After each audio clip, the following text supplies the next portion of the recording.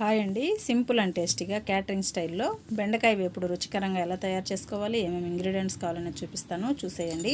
1 KG లేతగా ఉండే బెండకాయలు తీసుకొని శుభ్రంగా కడిగి పొడి క్లాత్తో తుడుచుకోవాలండి. బెండకాయలు ఇలా కొసన తుంచినట్లయితే ఈ విధంగా తునిగిపోతే మనకి లేతవని అర్థం అండి. ఇలా 1 కేజీ బెండకాయలు శుభ్రంగా తుడిచి మీడియం సైజు ముక్కలుగా కట్ చేసుకోవాలి. వీడియోలో చూపిస్తున్నట్టు ఇలా కట్ చేసుకుంటే మనకి డీప్ ఫ్రై చేసుకోవడానికి చాలా ఈజీగా ఉంటుంది. స్టవ్ వెలిగించి కడాయి పెట్టుకొని 5-6 టేబుల్ స్పూన్లు ఆయిల్ వేసుకొని ఆయిల్ వేడెక్కిన తర్వాత 1/2 కప్పు వేరుశనగ విత్తనాలు వేసుకొని సన్న సెగ పైన వేయించుకోవాలండి. పప్పు లోపల వరకు వేగితేనే మనకి తినేటప్పుడు మధ్య మధ్యలో తగులుతూ చాలా బాగుంటుంది. అదే ఆయిల్లో మనం కట్ చేసి పెట్టుకున్న బెండకాయ ముక్కలు కూడా వేసేసుకొని మంచి కలర్ వచ్చే వరకు వేయించుకోవాలి. వీడియోలో చూపిస్తున్నట్టు ఇలా వేయించుకుంటే మనకి రుచి కూడా బాగుంటుంది.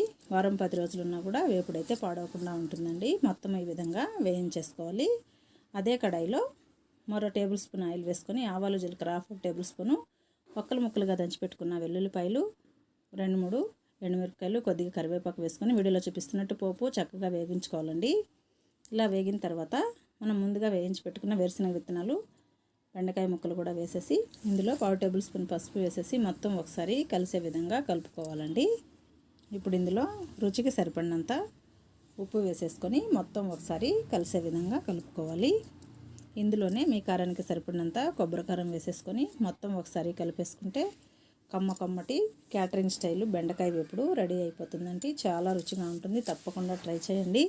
పప్పు, రసం, సాంబార్, పచ్చడి ఏదైనా చేసుకున్నప్పుడు సైడ్ డిష్గా చాలా బాగుంటుంది. తప్పకుండా ట్రై చేయండి. వీడియో నచ్చినట్లయితే ప్లీజ్ సబ్స్క్రైబ్.